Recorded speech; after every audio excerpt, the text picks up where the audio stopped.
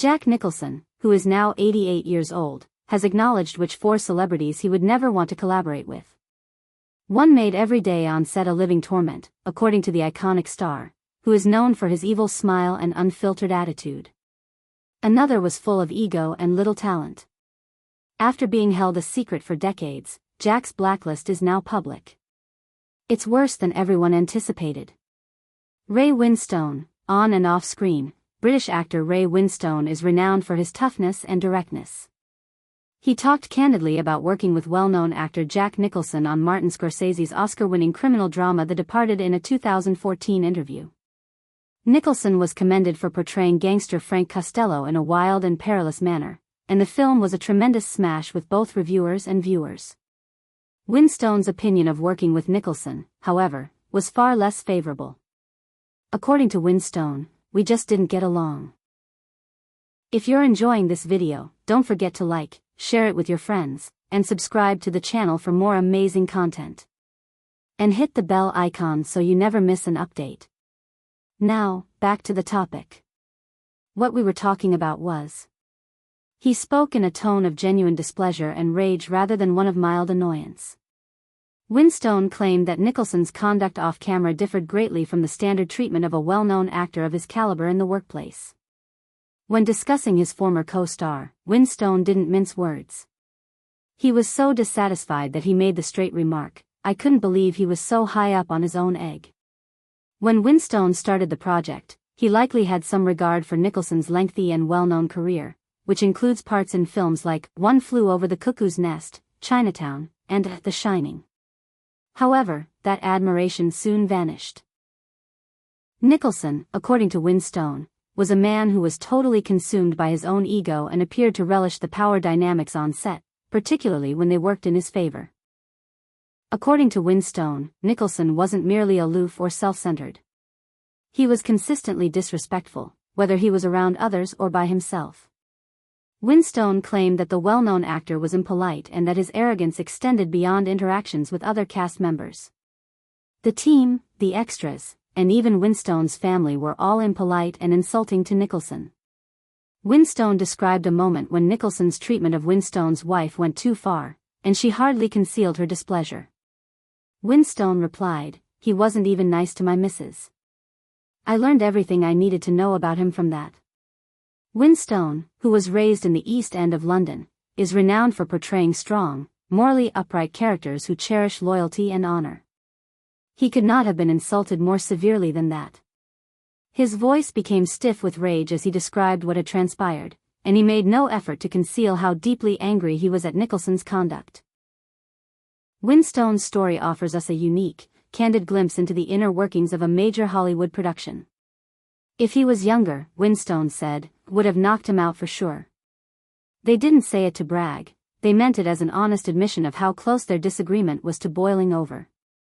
The Departed, directed by Martin Scorsese and starring Leonardo DiCaprio, Matt Damon, and Mark Wahlberg, was hailed as a masterpiece by fans of contemporary crime films. A different picture emerged from Winstone's time on the set, particularly from his encounters with Nicholson. Winstone didn't care that others could have remained silent out of respect for Nicholson's authority or fear of reprisals at work. Win stated, "He's not a god. He's just a man with a job, like everyone else. As long as people treat the ladies in their lives with respect, I don't care how many accolades or box office records they win." The weight of actual existence was evident in Winstone's comments. Nicholson's attitude went beyond being arrogant. He had worked with some of the greatest in the industry and, as he himself stated, knew how to handle egos. It was an almost nasty type of hubris, Winstone thought. According to reports, there were occasions during filming when the two performers' tension nearly destroyed entire scenes. Although many on the production could see that Winstone and Nicholson were like oil and water, professionals who collaborated on the same project but had quite distinct personalities and values, Scorsese was able to maintain order on the set. Winstone, who portrayed Costello's loyal but heartless enforcer, Mr. French, found it amusing that despite portraying a guy who was loyal to Nicholson's character on film, there was no calm in between takes.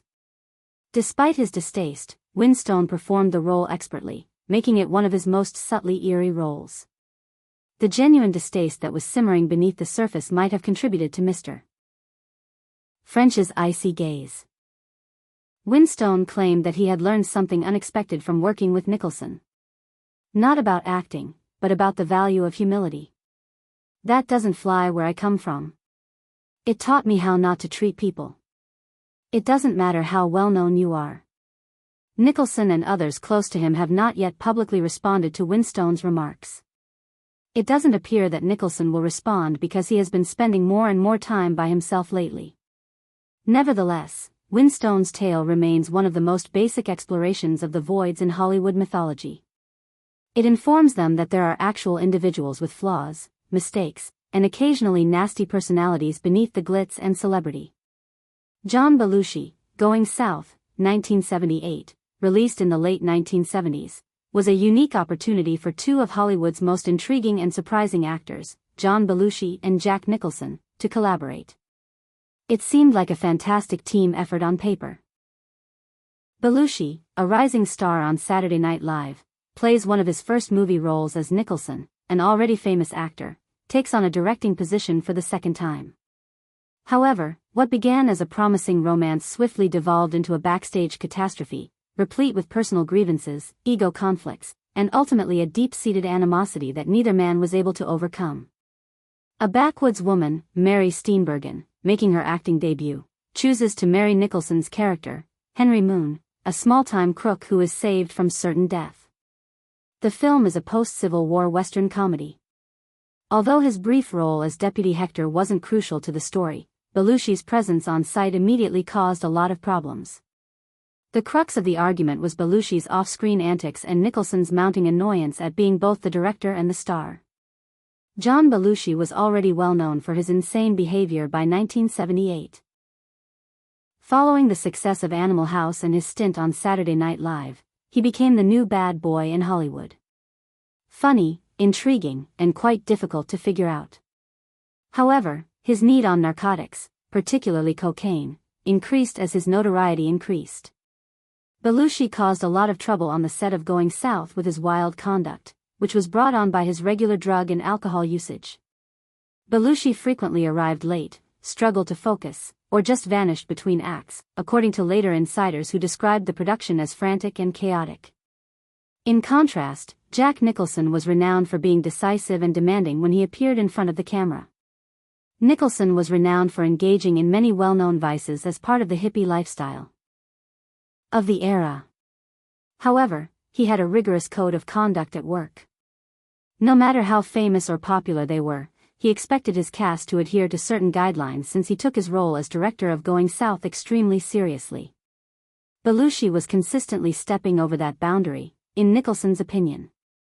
Something broke in the initial weeks of production.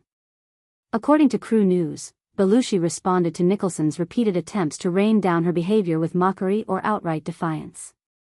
The tension on set was evident to all, despite the fact that nothing is known about their conversations. Under increasing pressure to keep the project on schedule, Nicholson began reducing Belushi's presence in the film and removing several of his scenes. What should have been a minor yet intriguing supporting role was so drastically reduced in size that it was hardly perceptible. Belushi was deeply stung by this rebuke from his boss. He viewed Going South as an opportunity to collaborate with a celebrity and possibly as a springboard to more serious filmmaking. Rather, he was ignored, reprimanded, and shoved aside by someone he used to admire. His rage gradually increased during the filming, but once it was over, it was let loose. Jack treated me like sh*t on Going South. Belushi reportedly exclaimed, "I hate him." The rage in those comments was sparked by more than just artistic disagreements. Nicholson's treatment of Belushi gave him the impression that he was being betrayed by a fellow rebel, someone who he believed would accept rather than condemn his creative anarchy. But when Belushi's freewheeling attitude interfered with production, Nicholson, who was older and more accustomed to Hollywood operations, didn't like it. Nicholson never publicly responded to Belushi's allegations. He let his work speak for itself and rarely discussed issues in the news. According to those who worked on the production, however, Nicholson was furious not only at Belushi's lack of professionalism but also at how difficult it was for him as a director to maintain the flow of a convoluted crew shoot. Nicholson, too, appeared to feel somewhat guilty. Even though you don't personally know them, you collaborate with them. He hired Belushi for his film, but he ended up with someone who made him feel bad rather than a collaborator. Going South's influence was only one aspect of Belushi's increasingly precarious career. He is still regarded as a comedy hero and went on to achieve great success in The Blues Brothers, but in the years that followed, rumors of his early issues continued to surface. Following Going South, he had a more challenging relationship with the film industry. It was a combination of perpetual self-destruction and creative genius. At the center of that pivotal moment was Jack Nicholson. Nicholson was accused by John Belushi of making him feel horrible when he was attempting to demonstrate that he was more than just a television comedian. Cher, prior to her stunningly gorgeous performance in The Witches of Eastwick, 1987, Cher struggled with an unforeseen emotional issue that nearly prevented her from making the film. Cher was already receiving ratings for something far more offensive than her acting prowess before she appeared on television alongside Jack Nicholson, Susan Sarandon, and Michelle Pfeiffer. Her age and her attractiveness. What transpired behind the scenes demonstrates Hollywood's brutal honesty, the instability of even its biggest performers' self-esteem, and Jack Nicholson's peculiar ability to both injure and mend egos. Cher was on her way to being one of the biggest cinematic stars at that point, having already received an Oscar nomination. During a very vulnerable moment, she broke down in tears when director George Miller told her the truth about what he and Jack Nicholson talked about at their first meeting. Cher says that Miller told her something blunt after that meeting that she would not soon forget. They both thought she was too old and not hot for the part of Alexandra Medford, one of 3 women Nicholson's evil Daryl Van Horn tries to lure. For Cher, the statement was more than just a criticism of her work. They were the focus. She was in her early 40s, which is a time when Hollywood actors are often forgotten or given small parts. It really hurt her to hear that people were questioning her age and looks, especially in a field that is known for being obsessed with youth. Cher later said, "I was really hurt. I cried. I really did. I wasn't sure I was so weak, but I was. That moment could have ruined everything. It wasn't just the pain of being turned down. It was the cause." Jack Nicholson, who is one of the most famous and respected figures in the business, seemed to disregard her with a casual harshness that hurt so much. On the other hand, after that horrible event, Cher never expected to feel compassion from the guy whose words had injured her. Later that same night, Nicholson stunned her by inviting her to a party, which may have been embarrassing or uncomfortable. He asked her to out to dinner or drinks with him and maybe some other folks. Cher, who was still feeling upset, consented. She had no idea what to anticipate, but the experience changed her. "He made me feel like I was seen again," Cher stated, adding, "He sat with us all night. He talked to me, paid attention, and laughed. Just me, not some 40-year-old woman trying to prove something." Nicholson took a while to apologize. That was not him. Simply by being present and demonstrating genuine warmth and concern, he helped restore the confidence he had assisted in shattering. Outside of acting, Nicholson had a paradoxical personality. He was both incredibly charming and even adorable, yet he could be devastatingly rude. Cher's life was altered by what happened that evening. Not just as an actor, but as a woman still in control of her own life, it gave her a sense of self-worth. Her performance in The Witches of Eastwick may have been so remarkable because of that inner fire that was rekindled by an unexpected source. On screen, she portrayed Alexandra as a strong-willed, intelligent, and attractive lady who didn't hesitate to confront Nicholson's Daryl. They appear to have a lot of energy together despite their real-life difficulties. Because it successfully blended social criticism, magical realism, and dark comedy, the film was warmly received by both reviewers and the general public. Beneath that triumph, however, was the tale of how a star of the film nearly missed the starting line and how a sudden act of generosity helped mend a deep hurt. In this story, the truth about Jack Nicholson is as nuanced as the man himself. He may speak unpleasant things without considering them first, according to many.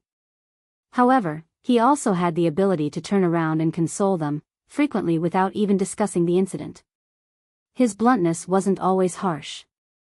Sometimes it resulted from not wanting to play the Hollywood flattery game and being so honest that it was almost scientific. He cares about people, though, because he stayed with Cher that night, spoke with her, laughed, and told her how wonderful she was. Despite his cruelty, he never lost his heart. Later on, Cher would speak of Nicholson with a curious mixture of fatigue and reverence. She respected his abilities, his intuition, and even the fact that he was difficult to figure out. However, she would always remember that brief but powerful revelation of how easily a performer's confidence might be shattered and how powerful it was when someone, even inadvertently, helped boost it back up. In many respects, the unrecorded meal or late-night gathering was more illuminating than anything that was broadcast on television. It demonstrated how one act of sincere sincerity may have a lasting impact in a field that frequently makes people laugh. Cher knew she was attractive without Jack Nicholson's help. He remained with her and treated her as an equal, which made it obvious. For someone who had just been told she was too old and unattractive, that gesture meant more than just an apology. Geena Davis, long before she was an Oscar-winning actress, Geena Davis had to learn how to handle the challenging seas of Hollywood celebrity. She had to contend with advances that went beyond charm, authority, and boundaries. Meeting Jack Nicholson, who is now renowned for being one of the industry's most well-known and progressive stars, was one of her first encounters with its alluring undertones. This story is frequently told with a smile rather than wrath, and people are more likely to remember it for its humor and deft power shift than for any residual rage. Beneath the joke, however, is a poignant depiction of what it was like to be a young entertainer in a community where politeness and the ability to refuse were required. The incident happened before Davis gained widespread recognition in the early 1980s. After landing her first little roles in Tootsie and a few TV commercials, she was beginning to establish herself as a familiar figure in Hollywood. Davis stood apart from other Ananu of the time because she was tall, attractive, intelligent, and grounded. Her mix of intelligence and attractiveness particularly captivated influential men in the industry. Among these was Jack Nicholson. At that time, Nicholson was already well known. With iconic parts in One Flew Over the Cuckoo's Nest, Chinatown, and The Shining, he was hailed by reviewers and elevated to a cultural legend for his renowned charm and ladies' man persona in addition to his acting prowess. It was frequently difficult to distinguish between flirting and pursuing him because of his cunning smile and roguish charisma. Years later, in an interview with The New Yorker, Geena Davis said that they had met at a work or party. Nicholson took an interest in Davis, who was still relatively new to these kinds of groups. He repeatedly expressed his interest in her before writing in a plain but foreboding message, "When is it going to happen?" Many actors could have felt compelled to either accept or uncomfortably ignore such a message. But, as she would later describe, Davis had arrived prepared. Dustin Hoffman, her co-star in Tootsie, had just given her some excellent business advice. Hoffman told her something she would never forget and expressed concern that Davis might be a part of the same harmful conduct culture that he had witnessed for years. They shouldn't expect it. Most men in Hollywood only care about one thing. Davis wrote Nicholson a clever, self-assured response, taking that advice to heart. A combination of competence, humor, and honesty that not only preserved her honor but subtly reversed the situation. "You look great, but I don't want to ruin the sexual tension." "What did Nicholson do?" she asked, to which Davis claims he laughed candidly and aloud. He backed off and chuckled at the response rather than becoming enraged or defending himself further. The flirtation ended with a brief moment of awareness between the two individuals, but no altercation or rage. It was a good thing that she stood her ground, and he respected that. Since then, the tale has been recited numerous times, typically as a humorous account of young performers figuring out how to survive in the competitive Hollywood industry. But it also presents a nuanced picture of the two parties. It enhanced Jack Nicholson's reputation as a gregarious troublemaker who never held back from telling others what he wanted and who was able to accept defeat with comedy rather than rage. For Geena Davis, it came to represent the kind of boundary setting that would influence not only her career but also her advocacy work in coming years. In her later work with the Geena Davis Institute on Gender in Media, which she founded to combat sexism in Hollywood and advocate for more women to appear in films and television series, Davis would draw on her early experience. In retrospect, the encounter with Nicholson demonstrated how intelligence and bravery could support women in a society where power was frequently skewed against them. It's crucial to remember that Davis never spoke angrily about the incident. As though aware that the exchange was a part of the wider performance of Hollywood wooing, where celebrities like Nicholson frequently pushed the boundaries of their relationships more out of habit than anger, she always spoke in a cool, even amused tone while recounting the story. However, that did not imply that such matters should be disregarded. She wasn't someone to be used as an object or scared, not even by Jack Nicholson, as Davis's kind but firm response made apparent. Nicholson, on the other hand, appeared to enjoy the return. His laughter was neither nasty nor cynical. After meeting his match, even for a brief moment, a man would behave in that manner. And that might be what continues the story. There is no scandal and no one is at fault. This is basically a high-wire social handling moment that demonstrates character and charm. Which of the 4 stars do you think Jack Nicholson detests the most? Please use the box below to share your thoughts. We hope you found this video useful. If you like the video, kindly click like, share, and subscribe. I'm glad you saw it, and I'll see you in the next movie. I'm grateful.